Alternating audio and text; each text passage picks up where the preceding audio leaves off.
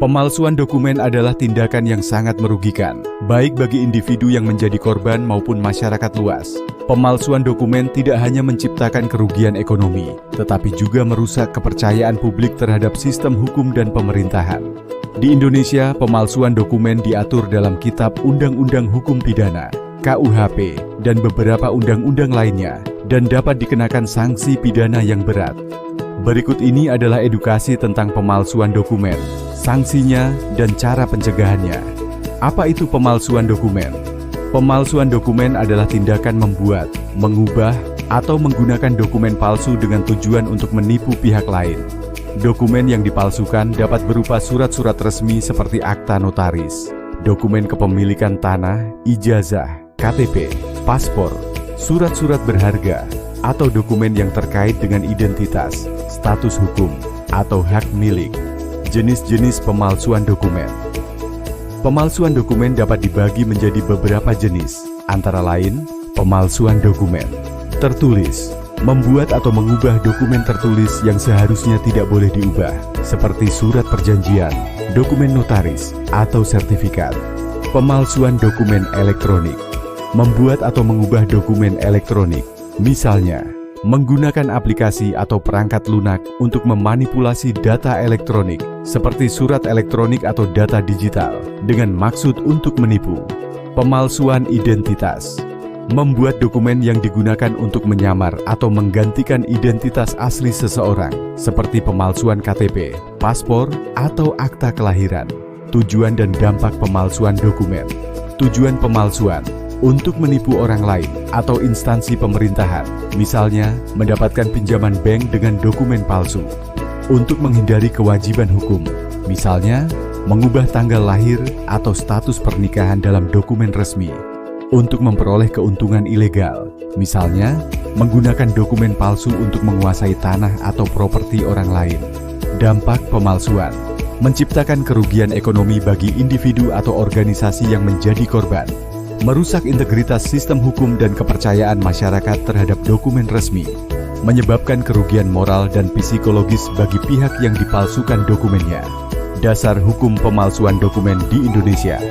Kitab Undang-Undang Hukum Pidana KUHP, Pasal 263 KUHP mengatur tentang pemalsuan dokumen yang melibatkan tindakan membuat, mengubah, atau menggunakan dokumen palsu untuk tujuan penipuan. Pasal 264 KUHP mengatur tentang pemalsuan dokumen resmi, seperti akta notaris atau surat-surat yang dikeluarkan oleh instansi pemerintah. Pasal 266 KUHP mengatur tentang pemalsuan identitas yang dapat dikenakan sanksi pidana. Undang-Undang Informasi dan Transaksi Elektronik (UU ITE) Pasal 35 UU ITE mengatur tentang pemalsuan dokumen elektronik, yaitu manipulasi data atau informasi elektronik yang bertujuan untuk menipu atau mengelabui pihak lain. Sanksi hukum untuk pemalsuan dokumen. Pemalsuan dokumen termasuk tindak pidana yang serius di Indonesia, dan pelaku dapat dikenakan sanksi pidana yang berat. Berdasarkan KUHP, sanksi bagi pelaku pemalsuan dokumen dapat meliputi pemalsuan dokumen tertulis, Pasal 263 KUHP, pidana penjara, maksimal 6 tahun, denda yang dikenakan dapat bervariasi, tergantung pada tingkat keparahan dan dampak yang ditimbulkan oleh pemalsuan. Pemalsuan dokumen resmi Pasal 264 KUHP, pidana penjara, maksimal 8 tahun, denda yang dikenakan dapat mencapai 500 juta atau lebih, tergantung pada jenis dan jumlah dokumen yang dipalsukan. Pemalsuan identitas, Pasal 266 KUHP, pidana penjara, maksimal 5 tahun, sanksi denda juga dapat dikenakan, terutama jika pemalsuan identitas menyebabkan kerugian bagi pihak lain. Pemalsuan dokumen elektronik, Pasal 35 UU ITE, pidana penjara, maksimal 6 tahun, denda, maksimal 100 miliar. Pelanggaran terkait penggunaan dokumen palsu untuk transaksi, Pasal 266 KUHP, pidana penjara, maksimal 7 tahun. Denda bisa dikenakan, terutama jika transaksi yang dilakukan menggunakan dokumen palsu berakibat pada kerugian material yang signifikan. Cara mencegah pemalsuan dokumen. Pendidikan dan kesadaran hukum. meningkatkan pemahaman masyarakat tentang akibat hukum dari pemalsuan dokumen. Pemeriksaan dokumen secara ketat. Instansi atau perusahaan harus melakukan verifikasi dokumen secara menyeluruh, terutama untuk dokumen yang berkaitan dengan transaksi penting. Penggunaan teknologi. Menggunakan teknologi untuk melindungi dan memverifikasi dokumen, seperti penggunaan tanda tangan digital atau sistem verifikasi online. Pelaporan dan penindakan hukum.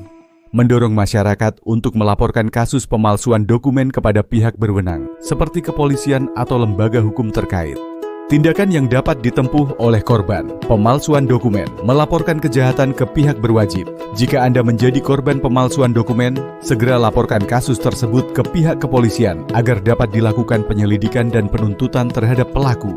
Mengajukan gugatan perdata. Selain pidana, korban juga dapat mengajukan gugatan perdata untuk mendapatkan ganti rugi atas kerugian yang ditimbulkan akibat pemalsuan dokumen. Meminta bantuan lembaga perlindungan konsumen. Dalam beberapa kasus, korban yang terkait dengan transaksi atau produk konsumen dapat meminta bantuan dari lembaga perlindungan konsumen untuk penyelesaian sengketa. Pemalsuan dokumen adalah tindakan yang sangat merugikan dan berbahaya bagi semua pihak, baik individu, perusahaan, maupun negara.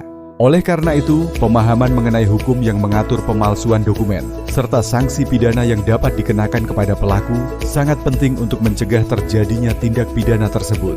Edukasi kepada masyarakat tentang bahaya dan konsekuensi hukum dari pemalsuan dokumen, serta upaya preventif seperti verifikasi dokumen yang lebih ketat, dapat membantu menciptakan lingkungan yang lebih aman dan adil.